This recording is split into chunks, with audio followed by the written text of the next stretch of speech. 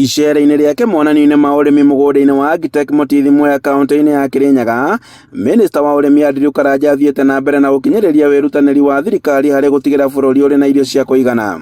Augĩte atĩ gĩkĩro kĩrĩa bũrũri ũkoretwo ũkĩrehe irio kuma nja nĩkĩo gĩa kũmakania, o rĩrĩ bũrũri ũngĩhũnia mĩtaratara yothe ĩngĩrũmĩrĩrwo. Augĩte atĩ thirikari ĩkoretwo na mũbango wa kũnyihia ũgũri wa irio kuma nja wa bũrũri, akiuga atĩ mũcere hamwe na maguta ma kũruga nĩmo ikoretwo makĩgũrwo nja wa bũrũri na gĩkĩro kĩnene, o rĩrĩ bũrũri ũrĩ na mũcere mũingĩ.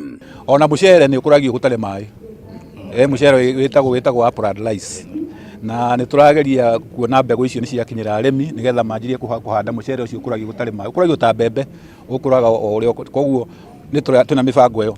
Kĩrĩa kĩngĩ tũra import kĩingĩ mũno nĩ indo ici maguta ma kũruga. Na thirikari ĩna mũbango mũnene mũno wa kwanjia gũkũria indo icio ciraruta oil ya kũruga ta sunflower. Nĩ arutĩire mũkana endia mbegũ cia kũhanda iria itakinyanĩire ikĩro, noguo kũhĩngĩca arĩmi makĩria ihinda-inĩ rĩrĩa arĩmi mareharĩria kũhanda. Augĩte atĩ honge cia thirikari igũkorwo igĩthũrima matuka mothe gũkũ bũrũri-inĩ, na nĩguo gũthũrima mbegũ iria irendio gũkũ, akĩũria arĩmi gũtigĩrĩra atĩ nĩ magũra mbegũ iria ikinyanĩire. Kĩrĩa tũreka nĩ njũĩ kwĩna andũ marageria broker irageria gũtonyia kĩrĩa mbegũ iria itarĩ njega, na thirikari nĩ ĩrarora mũno. Na twĩna multi agency team irathiũrũrũka, na nĩ tũgũthiũrũrũka mũno. Tarĩu nĩ tũramenya nĩ ũndũ wa mahanda nĩ makuhĩrĩirie, nĩ marageria gũtonyia mbegũ icio nĩgetha to make sure atĩ mbegũ ici mũkũrima ndaneka atĩ. Na nĩ ngwenda kwĩra arĩmi, mũndũ agũra mbegũ iria njega ena gastika gakorwo gekĩrĩtwo ho igũrũ.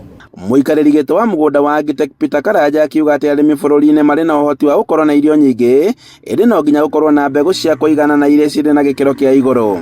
Kenya ĩna potential nene mũno ya gwĩkũrĩria irio ciothe iria tũrabatara gũkorwo tũgĩkũria, iria igũtũhũnia. No jukumu ĩyo ti jukumu hũthũ, irabatara kĩndũ gĩtagwo concerted effort kana partnership kana collaboration ya thirikari, private sector na county.